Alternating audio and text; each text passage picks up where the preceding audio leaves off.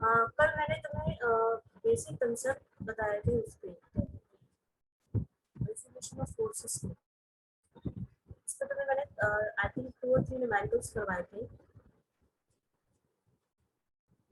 Next जो topic है मैं तुम्हें एक बार सिलेबस शेयर कर देती हूँ जो आईटी का है।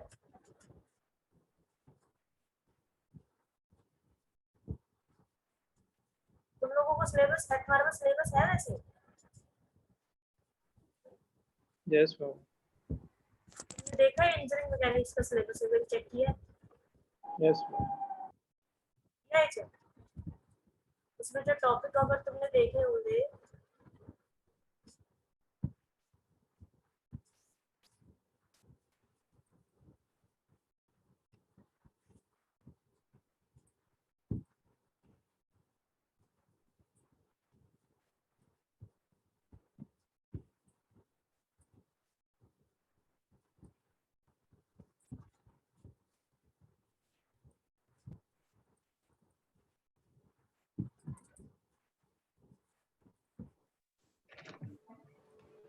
ये देखो, इस वाले में मैंने तुम्हें कौन सा करवा दिया है, कॉन्करेंट फोर्स सिस्टम। मैंने तुम्हें टेक्निक बता दी है। टेक्निक में मैंने तुम्हें बताया था पैरेललोग्राम लो हम यूज नहीं करते जनरली, हम या क्या यूज करते हैं, either law of sine use करते हैं या फिर हम यूज करते हैं रिजोल्यूशन टेक्निक। ठीक है, उसके नेक्स्ट आता है तुम्हारा फ्री बॉडी डायग्राम। एक्चुअली मैंने ये टॉपिक पहले करवा दिया क्योंकि फोर्स सिस्टम में तुम्हें एक्सप्लेन कर रही थी तो उसकी क्वांटिटी में यही बैठा था। ये तुम्हारा नेक्स्ट टॉपिक होगा। अभी मैं तुम्हें एफबीडी बता रही हूँ।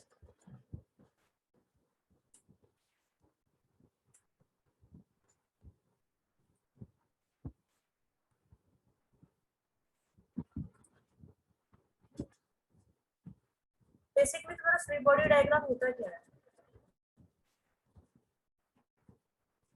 कोई भी सिस्टम होता है हमारा मैकेनिक्स में हम जब स्टडी करते हैं, मान लो हमें स्टडी करना है कि एक्सटर्नल फोर्सेस की वजह से उस पूरे सिस्टम पे क्या इफेक्ट पड़ रहा है, उस पे रिजल्टेंट क्या है या फिर किस टाइप के रिएक्शन उस पे आ रहे हैं।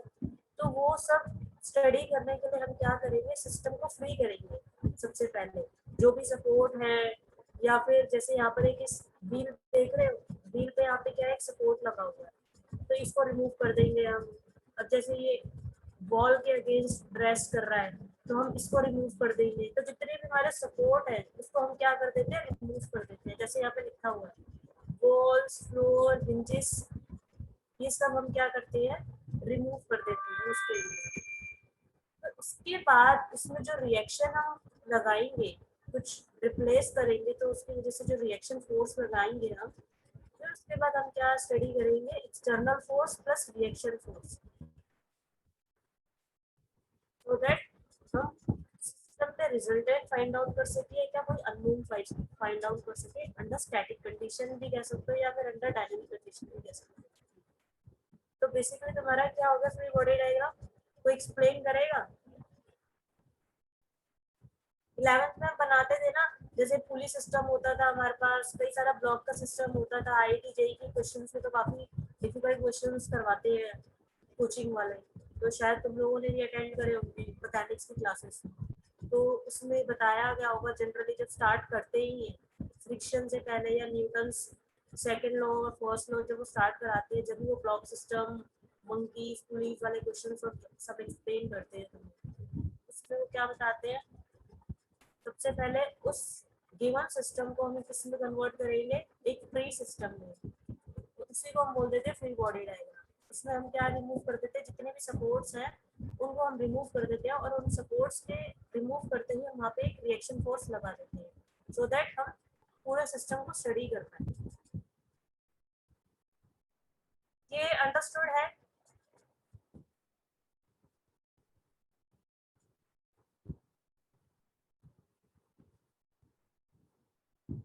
आवाज आ रही है?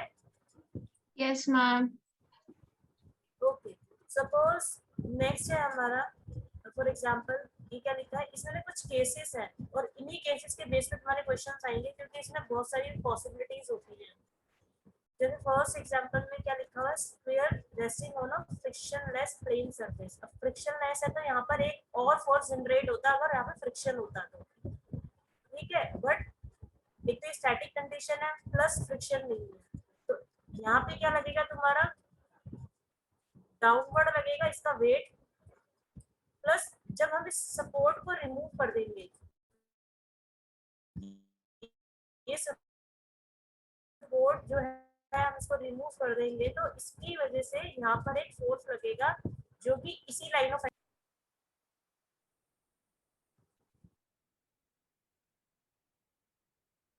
ये लाइन ऑफ एक्शन क्या है, इसी लाइन ऑफ एक्शन पे क्या लगेगा मेरा फोर्स, जो कि यहाँ पर दिखाया गया है, ये क्या है आर। लाइन ऑफ एक्शन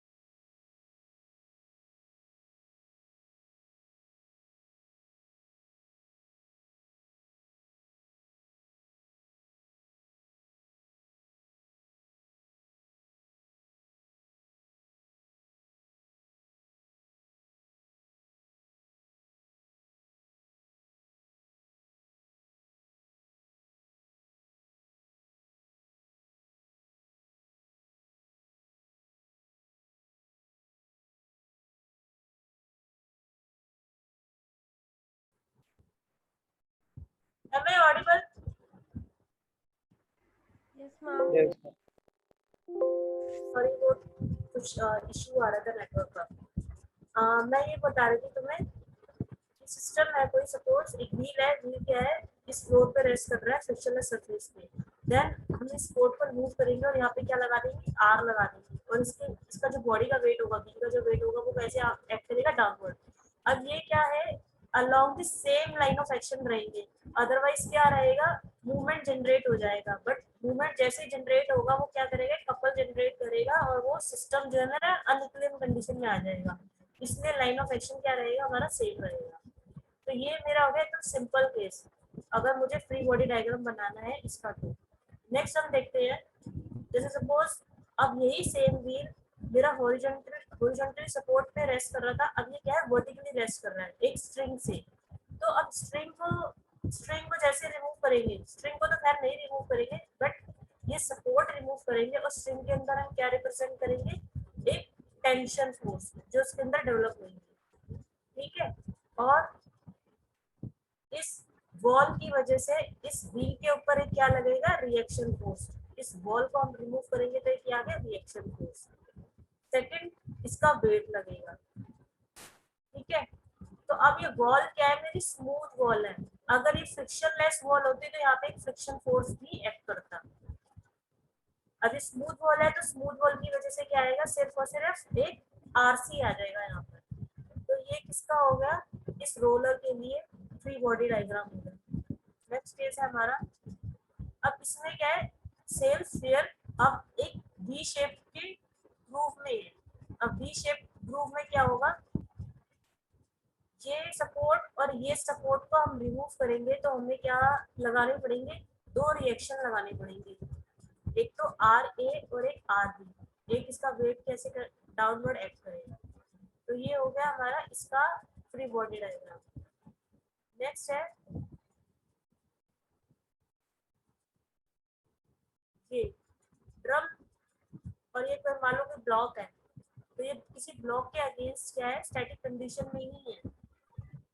अब इसमें एक तो इसका वेट एक्ट करेगा डाउनवर्ड, प्लस इसको जिससे कनेक्ट किया हुआ है, तो यहाँ पर किससे कनेक्ट किया हुआ है, लिखा है drum being rolled along the horizontal corn across the step obstacle. मतलब जैसे ये क्या कर रहा था, ये ऐसे हॉरिजॉन्टली मूव कर रहा था और यहाँ पर एक ब्लॉक आकर के क्या आ गया, इससे टकरा गया। तो अब इस कंडीशन में इसका फ्री बॉडी डायग्राम क्या रहेगा, एक तो ये ब्लॉक की वजह से इसके ऊपर रिएक्शन फोर्स आएगा।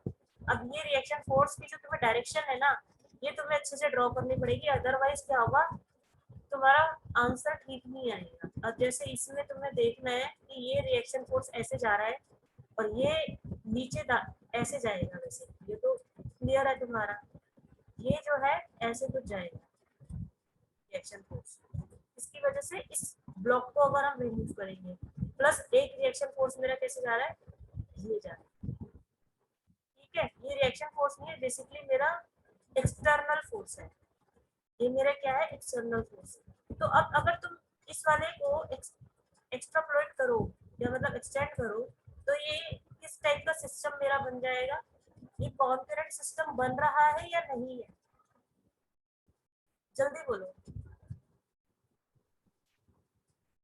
Concurrent ma'am. सिस्टम, मैम बन रहा है। ये कॉन्करेंट सिस्टम बन रहा है ना। अब देखो Yes, ma'am. इनिशियली तुम्हें समझ नहीं आ रहा होगा इसमें, अगर मुझे इस क्वेश्चन को सॉल्व करना है तो मैं इसको सॉल्व कैसे करूँ। तो तुम्हें सॉल्व करने से पहले क्या होगा, उसका फ्री बॉडी डायग्राम बनाना होगा, और फ्री बॉडी डायग्राम बनाते ही अगर तुम्हें दिख रहा है कि सिस्टम मेरा कॉन्करेंट बन गया, तो तुम्हें अब कंसेप्ट लगाना है जो मैंने तुम्हें रेजोल्यूशन टेक्निक तुम्हें एक्सप्लेन करी, कंपोनेंट फाइंड आउट करके सिग्मा एफएक्स और सिग्मा एफवाई, अगर सिस्टम इक्विलिब्रियम कंडीशन में है तो। अदरवाइज वो कोई न्यूटन का फोर्स वगैरह देगा तो वो सिस्टम तुम्हारा स्टैटिक नहीं रहेगा, वो uniform velocity sorry dynamic condition में आ जाएगा, जिसमें एक्सीलरेशन वगैरह होती है, वो अभी है ही तुम्हारे फर्स्ट यूनिट में, वो तुम्हारी थर्ड यूनिट में आएगा सब। तो बेसिकली तुम्हें क्या करना है, रिएक्शन फोर्स लगानी है, और जो भी फोर्स इस पे लग रहा है वो लगा कर तो देखना है। और अगर ये फोर्स जैसे इस केस में डाउनवर्ड लग रहा था, सॉरी इस केस में क्या लग रहा था, वर्टिकली डाउनवर्ड लग रहा था, तो इसको मुझे एक्सट्रापोलेट करना था ताकि मुझे पता चल जाए कि ये कॉन्करेंट सिस्टम बन रहा है या नहीं। बस यही है इसके अंदर। नेक्स्ट है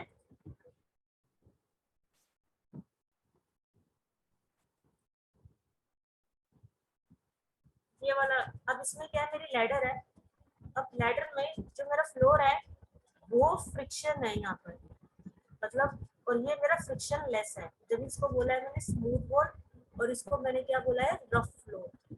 अब लैडर का एक तो खुद का वेट लगेगा डाउनवर्ड उसके सेंटर ऑफ ग्रेविटी से, तो वो इसने लगा दिया W।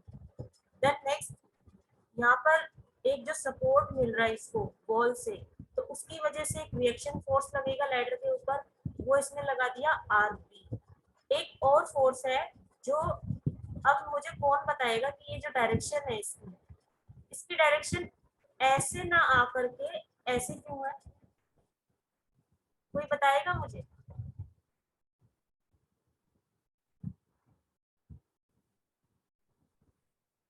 बोलो।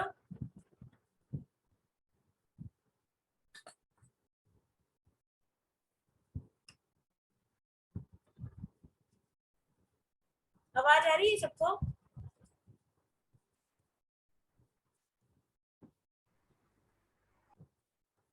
मैंने क्वेश्चन ये पूछा कि जैसे ये लैडर है तो इस वाले वॉल के अगेंस्ट है, तो इसको जब रिमूव करेंगे तो यहाँ पर एक रिएक्शन फोर्स मैंने लगा दी RB करके, ठीक है। यहाँ पे मैंने इसका CG पे एक वर्टिकली वेट लगा दिया डाउनवर्ड, बट यहाँ पर रिएक्शन फोर्स RA इस डायरेक्शन में ना हो करके ऐसे क्यों है, ये पूछ रही हूँ। ये डायरेक्शन ऐसे होनी चाहिए ना, ऐसे, ये ऐसे क्यों जा रही है, ये है मेरा क्वेश्चन।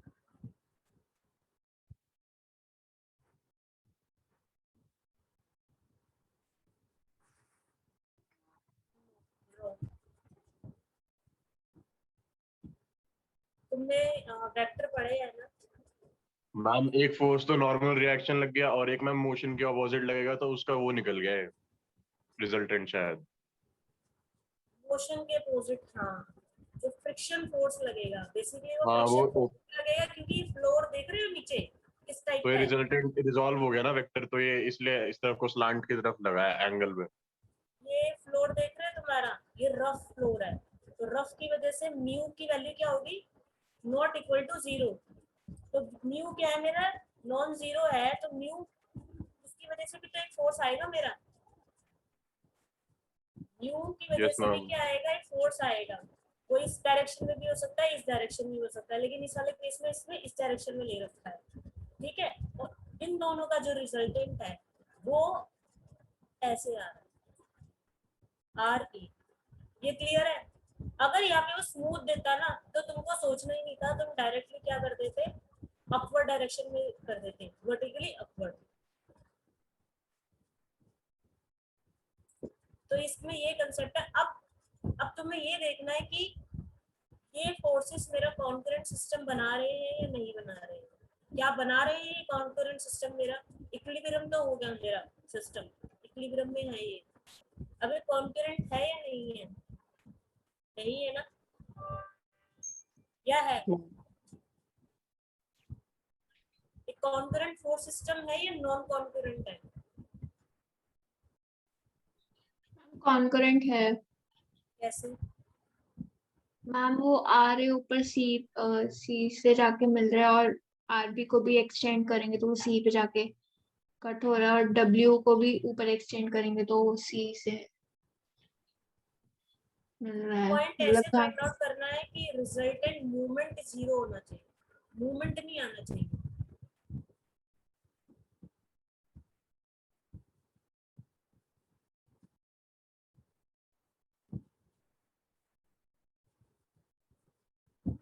मूवमेंट मूवमेंट पता है तुम्हें क्या होता है?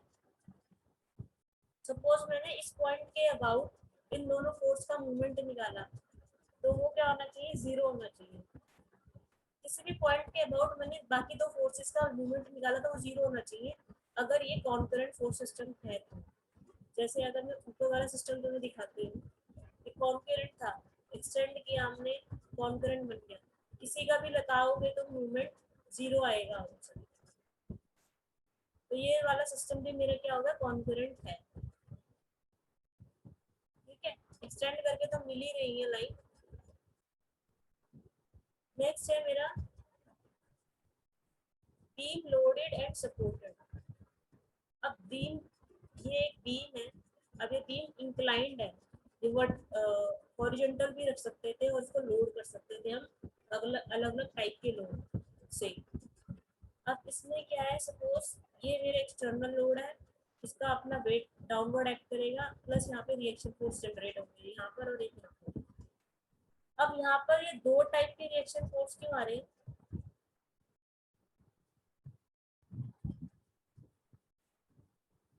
लिखा भी हुआ है यहाँ पे, वर्टिकल एंड हॉरिजॉन्टल रिएक्शन, क्योंकि ये किस टाइप का जॉइंट है? ये पिन जॉइंट है। पिन जॉइंट होता है तो वहाँ पर क्या है, हॉरिजॉन्टल रिएक्शन भी आता है और वर्टिकल भी आता है। हॉरिजॉन्टल क्यों आएगा? वर्टिकल तो आ ही रहा है।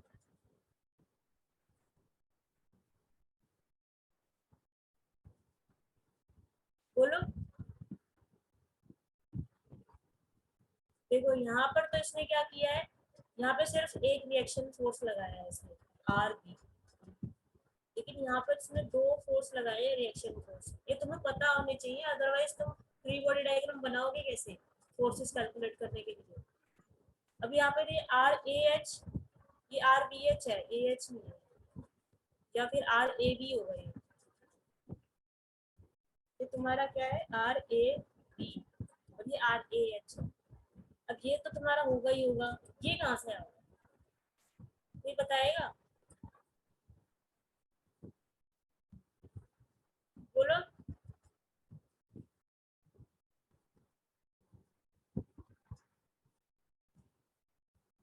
बोलो।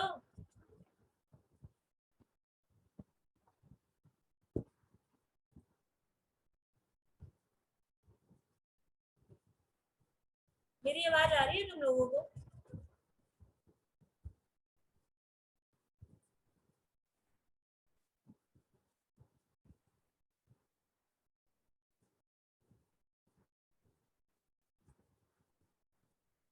मेरी आवाज आ रही है तुम लोगों को?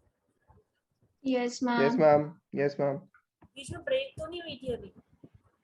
No, ma'am. तो फिर तुम लोग रिस्पॉन्ड क्यों नहीं कर रहे? मैं क्वेश्चन पूछ रही हूँ टाइम से। मैं ये पूछ रही हूँ कि आर ए एच कहाँ से आया, ये हॉरिजॉन्टल रिएक्शन कैसे आ गई?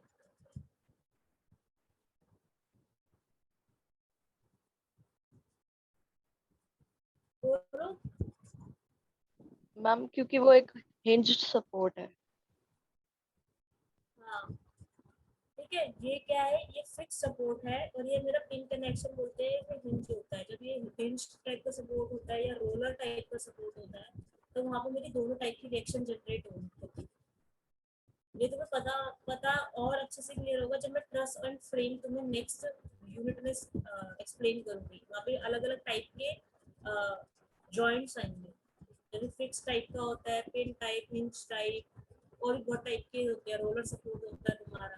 तो अब इस सपोर्ट को हम रिमूव करेंगे तो क्या होगा, एक तो इस वाली डायरेक्शन में वर्टिकली तो आएगा ही आएगा, इस डायरेक्शन में भी आएगा। ठीक है, अब ये मेरा क्या बन गया, फ्री बॉडी डायग्राम। ये तो मेरे रिएक्शन हो गए 3, और ये मेरे क्या है, एक्सटर्नल फोर्स। तो ये एक ये वाला और एक ये वाला। ठीक है, उसके बाद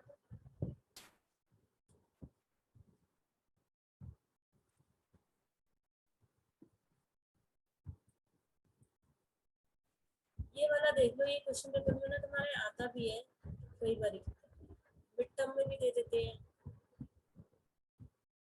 और 75 मार्क्स जो सेमेस्टर एग्जाम होता है उसमें भी आ जाता है। अब इसमें बेसिकली क्या है, ये तो बहुत इजी सिस्टम है, कई बार इसमें 3-4 भी दे देते हैं स्फीयर। जैसे ये क्या है, वेसल है, इस वेसल में 2 स्फीयर लगा रखे हैं, एक तो बिगर है, मतलब एक बिग साइज का और एक स्मॉल साइज का। अब मुझे क्या करना है, इसका फ्री बॉडी डायग्राम बनाना है। अब इसका फ्री बॉडी डायग्राम कैसे बनाएंगे, जो इस वाले व्हील का हम अलग से बनाएंगे और इस वाले व्हील का अलग से बनाएंगे। अब ये देखो, जैसे अगर मैंने ये सपोर्ट रिमूव कर दिए वेसल के, तो उनकी वजह से क्या होंगे, रिएक्शन फोर्स आएगी किसके ऊपर, इस वाले व्हील के ऊपर। तो ये वाला व्हील कहाँ है, ये यहाँ पर है मेरा, ये वाला व्हील कहाँ है, यहाँ पर है। अब इस पे यहाँ एक तो इसकी वजह से, इस सपोर्ट की वजह से रिएक्शन आएगी, और एक इस सपोर्ट की वजह से रिएक्शन आएगी, प्लस जो ये व्हील और इस व्हील के बीच में है, इसके वजह से इस पे क्या आएगी, एक रिएक्शन फोर्स आएगी, प्लस इसका जो वेट डाउनवर्ड कर रहा है, वर्टिकली डाउनवर्ड, वो तो रहेगा ही रहेगा। तो कितने फोर्स हो गए इसके ऊपर, एक तो आर ए, एक आर बी, और एक जो इस व्हील की वजह से लगी।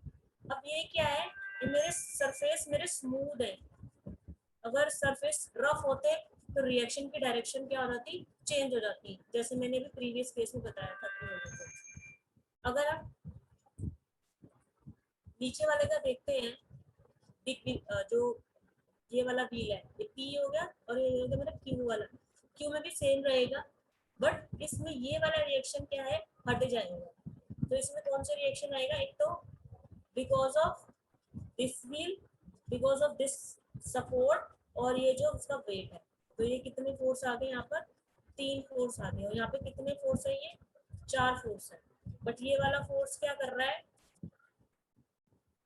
काउंटर कर रहा है, लेकिन अभी ये वाला फोर्स भी लग रहा है, इसका भी वर्टिकली कंपोनेंट है जो डाउनवर्ड लग रहा है। ठीक है, तो कहने का क्या मतलब हुआ, क्योंकि ये इक्विलिब्रियम कंडीशन में है, इक्विलिब्रियम कंडीशन में है, इसका एक डाउनवर्ड फोर्स ऐसे लगेगा, हॉरिजॉन्टल, हॉरिजॉन्टल कैसे लगेगा, ऐसे। तो R B plus this will be equal to W. ये वाला क्लियर है, free body diagram. Yes ma'am. अब इसमें वो 3 भी दे सकता है, यहाँ पे भी कुछ दे देता है वो कई बार बना करके।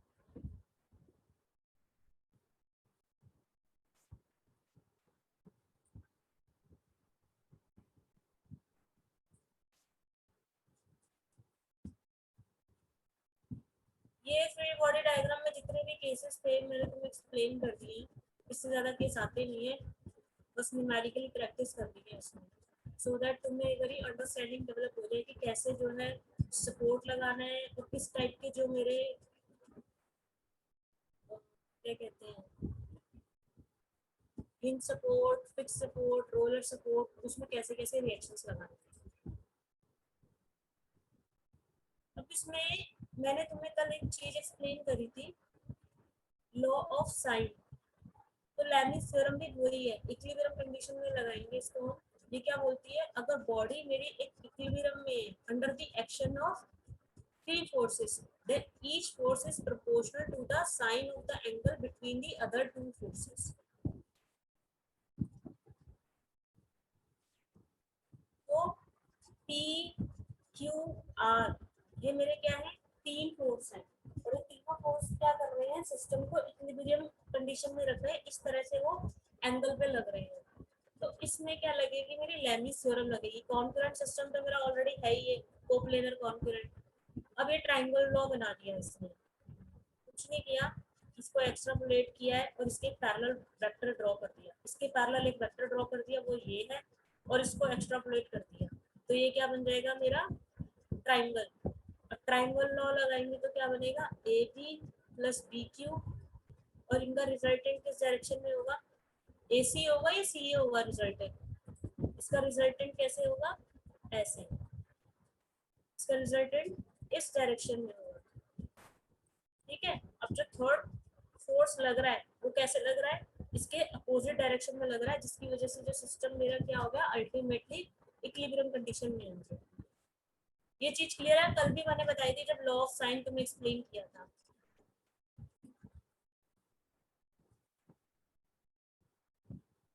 तो अब इसमें तुम्हें क्या करना है,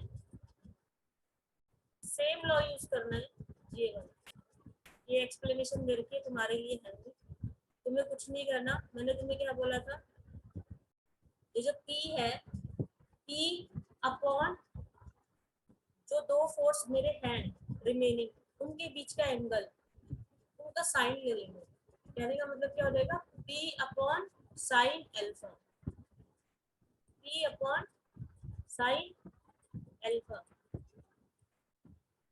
ठीक है। नेक्स्ट है, सपोज मैंने लिया Q, तो क्या आ जाएगा, Q upon angle between two other forces. तो angle between two other forces क्या है, बीटा, तो हम क्या ले लेंगे यहाँ पर, साइन बीटा। नेक्स्ट है मेरा R, तो R और साइन किसका लेंगे, angle between two other remaining forces, तो ये कौन सा आ गया, गामा। तो यहाँ पे मैंने क्या ले लिया, साइन गामा। तो ये मेरी क्या है, लेमीज थ्योरम। अब ये वाली थ्योरम भी मेरी कब लगेगी, जब मेरे पास इक्विलिब्रियम कंडीशन में तीन फोर्सेस है, और वो तीनों फोर्सेस किस तरह के हैं, कॉन्करेंट फोर्स सिस्टम में है, तो हम क्या लगाएंगे वहां पे, लेमीज थ्योरम लगा सकते हैं।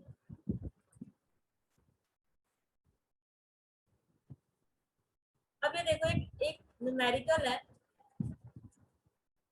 इस न्यूमेरिकल में क्या है हमारा, जैसे सपोज ये एक सपोर्ट है, सपोर्ट से मैंने क्या किया हुआ है, एक सपोज कोई यहाँ पे कोई बॉडी है, उसको मैंने हैंग किया हुआ है थ्रू टू स्ट्रिंग्स, ये स्ट्रिंग्स लगे हुए हैं AC एंड BC। यहाँ पर मान लो कोई ऑब्जेक्ट मेरा क्या कर रहा है, हैंग कर रहा है, तो ऑब्जेक्ट हैंग करेगा तो उसका वेट कितना दे रखा है, 2 किलोन्यूटन या 2000 न्यूटन, एंगल भी दे रखे हैं, ये 30 डिग्री और 60 डिग्री। अब वो पूछ रहा है कि मुझे जो टेंशन डेवलप हो रही है स्ट्रिंग के अंदर, उनकी वैल्यू बताओ। कैसे करेंगे इस क्वेश्चन को,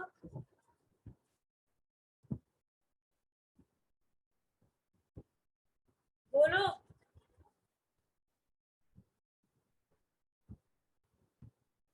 बोलो कैसे करेंगे इस क्वेश्चन को।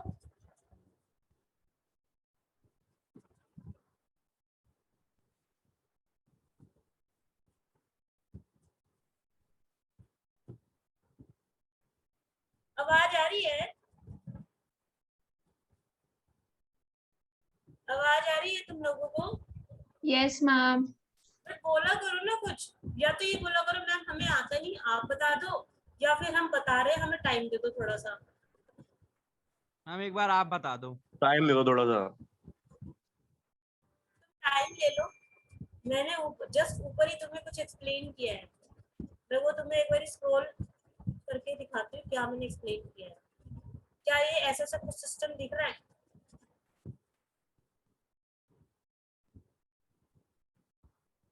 ये जो सिस्टम है मेरा कुछ वैसा सा नहीं दिख रहा जो ये ऊपर मैंने बनाया हुआ है, मतलब जो थ्योरम है।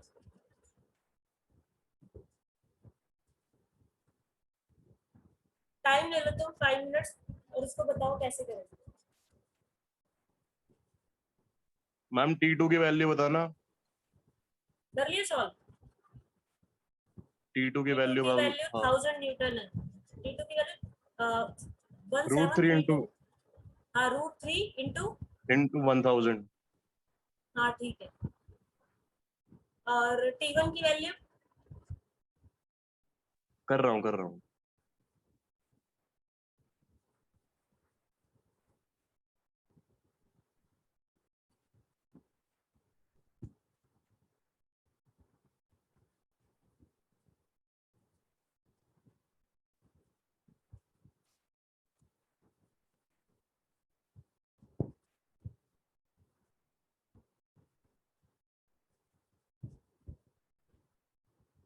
$4000। गलत है। कैसे निकाल दिया? साइन ही तो लगाना है, एंगल ठीक नहीं है। T1 की वैल्यू के लिए एंगल किसके बीच का आएगा? B और C के बीच का एंगल आएगा। अब ये एंगल कितना है ये देख लो। ये 60 डिग्री है और ये 90 डिग्री है, तो 90 + 60 कितना हो जाएगा? 150 डिग्री। यहाँ पे दिया भी हुआ है यहाँ पर, तो साइन ऑफ 150 डिग्री कितना आएगा? कैलकुलेट कर लो।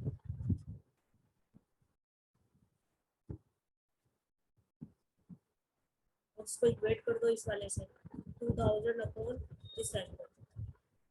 2000 नहीं आएगा एक तरह से, क्योंकि साइन 90 1000 डिग्री। आएगा मैम, वो हाफ था ना, मैंने रेसिप्रोकल नहीं लिया वो गलती से। ठीक है, तो कितना आ जाएगा? 1000 न्यूटन। हाँ, बाकी 1000। सबका भी हो गया है क्या? ये कौन स्टूडेंट था, क्या नाम है आपका? प्रियांश। बाकी सब ओके प्रियांश। बाकी सब स्टूडेंट का हुआ? मैम प्रियांशु अलग है, मैं प्रियांश हूँ।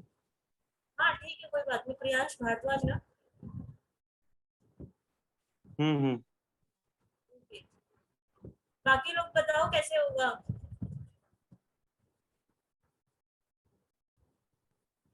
अरे एटलीस्ट रिस्पॉन्ड तो किया करो।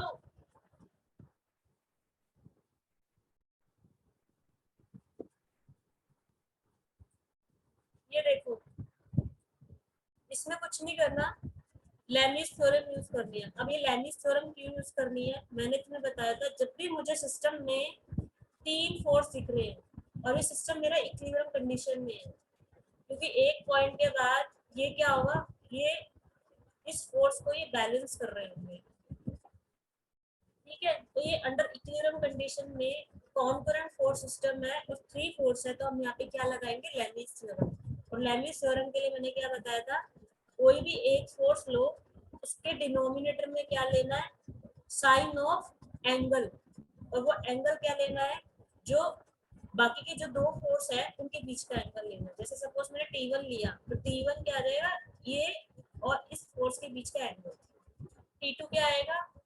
T2 upon sine of this angle. अब ये वाला एंगल कितना है? 30 डिग्री है और ये 90 डिग्री है, तो ये क्या हो जाएगा? 120 डिग्री।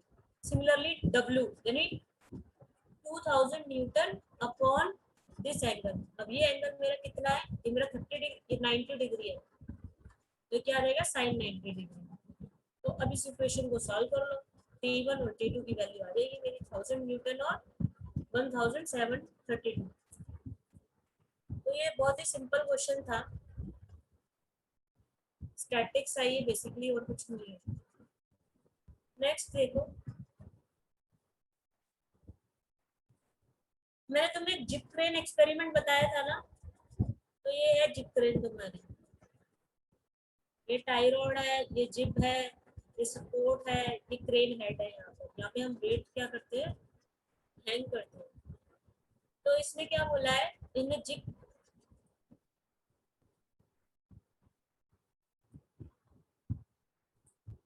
इसमें क्या बोला है, इसमें in a zip crane, zip and tie rod की क्या दे रखी है? लेंथ दे रखी है। जैसे ये मेरा क्या है? जिप 5 मीटर का, एंड देन 4 मीटर की क्या है मेरी?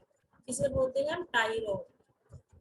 Height of crane post is 3 metre. अब जो पोस्ट है इसे बोलते हैं हम क्रेन पोस्ट। इसको A B को, इसको हम क्या बोलते हैं? Crane post. इसकी हाइट इसमें दे रखी है 3 metre. And tie rod remains horizontal. तो ये जो टाई रोड है ये क्या है मेरी? हॉरिजॉन्टल है। Determine the forces produce in the zip and tie road. अब ये क्या पूछ रहा है, इसमें और इसमें जो फोर्स की वैल्यू बताओ जब मैंने क्या है किया है 2 किलोमीटर का एक लोड यहाँ पर लगा दिया है, is suspended at the crane head. अब ये वाला कैसे सॉल्व करेंगे, जो जो गिवन है वो ये बना रखा है और इसका इसने यहाँ पर डायग्राम बना रखा है विद एंगल। अब ये एंगल कैसे निकले हैं तुम्हारे, इसमें ये दे रखा है ना 3 और 4, tan थीटा लगा लो, tan थीटा लगाएंगे या sin थीटा लगा लो, उससे थीटा की वैल्यू आ जाएगी। तो थीटा की वैल्यू आएगी वो कितनी आ रही है 36.87 डिग्री। सिमिलरली इसकी वैल्यू आ जाएगी, ये तो 90 डिग्री है ही हमारा। अब इसमें हम क्या लगाएंगे, रिजोल्यूशन टेक्निक से करूं या फिर लेमिस थ्योरम से, किससे करेंगे इसको सॉल्व, बोलो।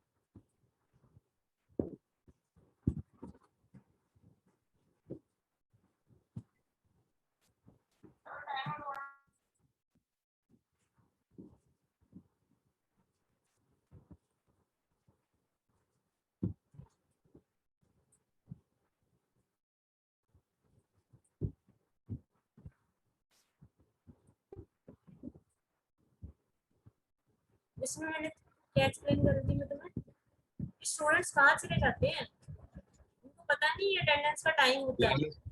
लेमिस थ्योरम लगा लो मैम इसमें।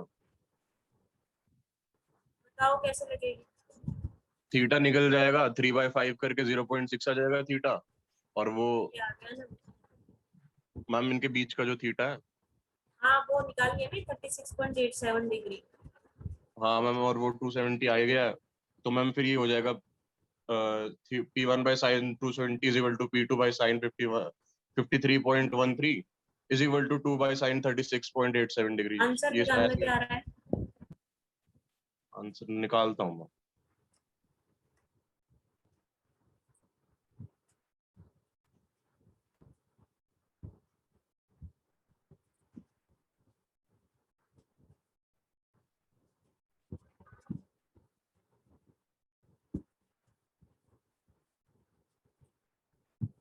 आशिमा। Yes ma'am.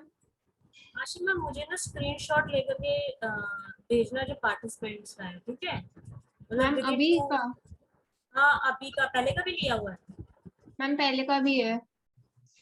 जब क्लास स्टार्ट हुई थी।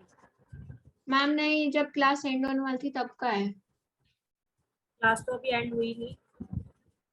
मैम वो जूम मीटिंग जब खत्म नहीं हो जाती, 40 मिनट्स का होता है टाइम लिमिट। ओके ओके चलो ठीक है, मुझे वो वाले स्क्रीनशॉट सेंड कर दो। Okay ma'am. 2.667 किलो न्यूटन किसका आंसर है ये, मेरा। अरे ऑब्वियस सी बात है, बट P2 की वैल्यू है, P1 की वैल्यू है।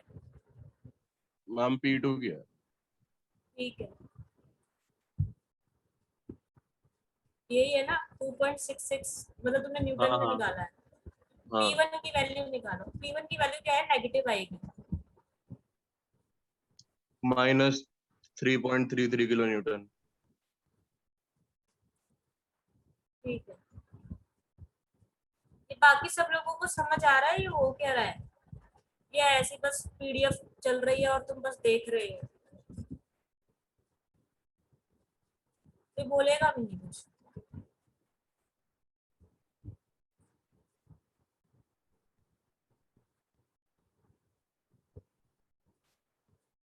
ये भी सेम टाइप का क्वेश्चन है, इसको चाहो तो स्क्रीनशॉट ले सकते हो, इसको सॉल्व कर लेना। तो मैं आगे तुम्हें फ्री बॉडी डायग्राम पे क्वेश्चन कराना चाह रही हूँ। ये भी इसमें फ्री बॉडी डायग्राम के थे कुछ टेंशन हटा दी, मतलब ये सपोर्ट हटाई है, टेंशन वगैरह लगाई है हमने इसमें। तो इसमें भी इसने क्या बोला, T1 और T2 की वैल्यू फाइंड आउट करनी है। अगेन इसमें हम लैनिस थ्योरम यूज करेंगे और एक यहाँ पे वैल्यू दे रखी है, तो ये तो हो जाएगा आसानी से। ऊपर मैंने 2 एग्जांपल करवा दिए। ये वाला देख लो एक बार क्वेश्चन, ये भी अगेन लैनिस थ्योरम से सॉल्व हो जाएगा, बट इसमें क्या है, ये फ्री बॉडी डायग्राम ऐसे बनेगा। जैसे सपोज ये स्फीयर है, बॉल मेरी क्या है, स्मूथ है, इनकी बॉल थोड़ी टिल्टेड है। एनीवेज, तो ये स्मूथ बॉल है, तो यहाँ पे क्या लगेगा, जब सपोर्ट को रिमूव करेंगे तो एक रिएक्शन फोर्स, और स्ट्रिंग के अंदर क्या आएगी मेरी, टेंशन। अब क्योंकि ये तीनों फोर्स क्या है मेरे, कॉन्करेंट है, और सिस्टम मेरा क्या है, इक्विलिब्रियम में है, तो हम क्या लगा सकते हैं, अगेन लैनिस थ्योरम। तो वहां से मुझे क्या वैल्यू पता चल जाएगी, टी की वैल्यू और आर की वैल्यू। एक चीज, हाँ, वेट हमें गिवन है 2 न्यूटन का, रेडियस गिवन है, वेट गिवन। रेडियस किस लिए दी है हमें, कोई बताएगा?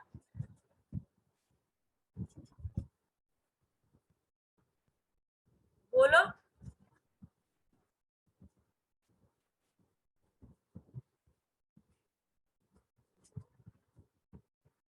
बोलो। मैम क्योंकि जो स्ट्रिंग की लेंथ है वो रेडियस के इक्वल है, क्वेश्चन में दिया हुआ है। क्योंकि मुझे थीटा निकालना है।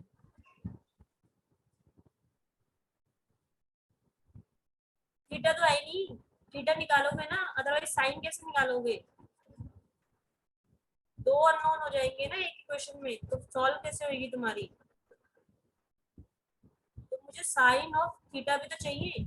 तो थीटा के लिए मुझे क्या चाहिए, ये वाली रेडियस और ये जो स्ट्रिंग की लेंथ है। स्ट्रिंग की लेंथ तुमने सही बोला कि एक आर है, रेडियस के इक्वल है, तो हम क्या कर देंगे, यहाँ पे टेन थीटा लगा करके ये साइन थीटा लगा देंगे हम यहाँ पे। साइन थीटा नहीं, sorry, cos theta. Cos theta से निकालोगे तुम इसे, तो वैल्यू क्या निकल आएगी मेरे, थीटा से। यहाँ पे निकाला भी इसमें कॉस थीटा, ये ना कितना आ गया, 60 डिग्री। ये क्लियर है?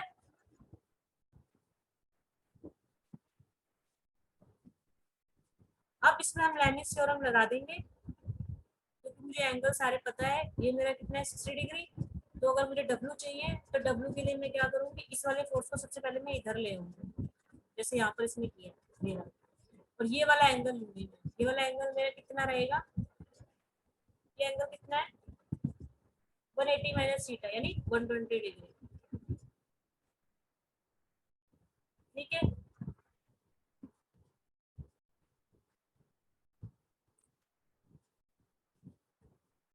तो यहाँ से हम इसकी वैल्यू फाइंड आउट कर सकते हैं, टी की एंड आर बी की। ये क्लियर है सबको? प्लीज यस और नो बोल दो, अदरवाइज मुझे लग रहा है कि कुछ पता नहीं क्या डमीज बैठी हुई है उधर की side, except 2-3 students. Yes ma'am.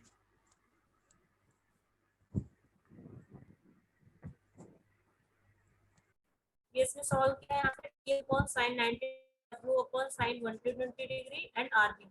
तो ये वैल्यू मुझे पता है, इसको यूज करके हम t की वैल्यू निकाल सकते हैं, और इसी को यूज करके हम rb की वैल्यू फाइंड आउट कर सकते हैं। तो लैमिस थ्योरम या रिजोल्यूशन ऑफ फोर्सेस वाली टेक्निक ही हम यूज करेंगे। और अभी ये सारा कॉन्करेंट सिस्टम चल रहा है, एफपीडी हो गया इसमें। सेम यही है मेरा, एक और एग्जांपल ले लो। तो इसमें भी क्या है, सपोर्ट है, तो यहाँ पे रिएक्शन लगेगी, यहाँ पे टेंशन लगेगी, यहाँ पे वेट लगेगा। अगेन ये क्या बन जाएगा मेरा, एक कॉन्करेंट सिस्टम बनेगा या नहीं बनेगा? ये देखो, अगर मैं इसे एक्सट्रापोलेट करती हूँ, जैसे इसमें यहाँ पे कर ही लिया है ऑलरेडी, ये जो रिएक्शन लगेगी, ये रिएक्शन कहाँ से जा रही है, यहाँ से जा रही है, और इसमें स्ट्रिंग में टेंशन क्या जाएगी, ऐसे जाएगी, और ये वेट क्या लग रहा है, डाउनवर्ड लग रहा है। तो ये अगेन मेरा क्या बन जाएगा, कॉन्करेंट सिस्टम। और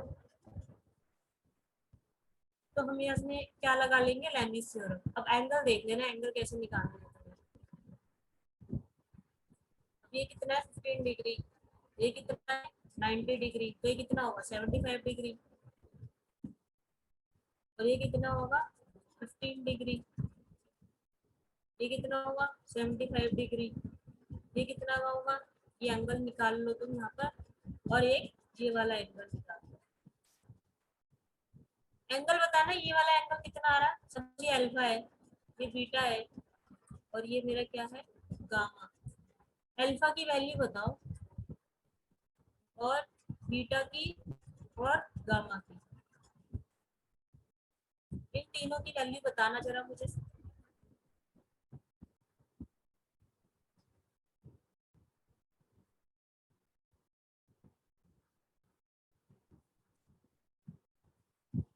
मैम अल्फा की 105 डिग्री। अच्छा, बीटा की,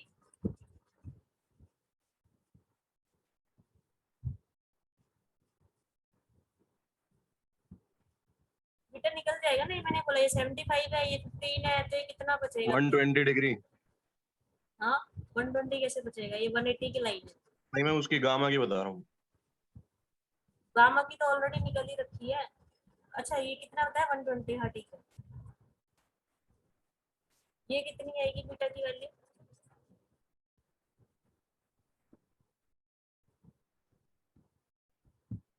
ये गामा की वैल्यू तुम्हारी 120 कैसे आ रही है, 75 आएगी। नहीं 75 ये है, तो 15 ये है,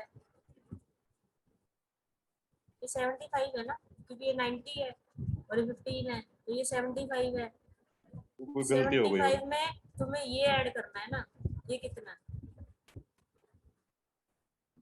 120 कहाँ से आ गई, ये तो गलत है। मैम बीटा की वैल्यू 165 डिग्री।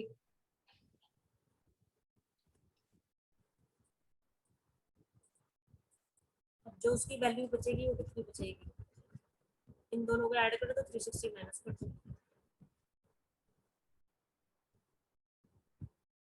165 है 175 है।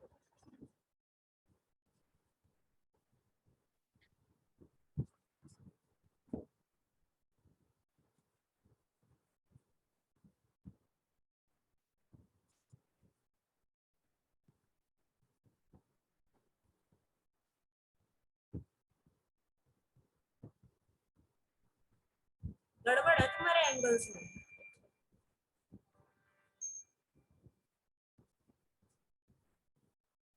क्योंकि तीनों का सम 360 डिग्री आना चाहिए।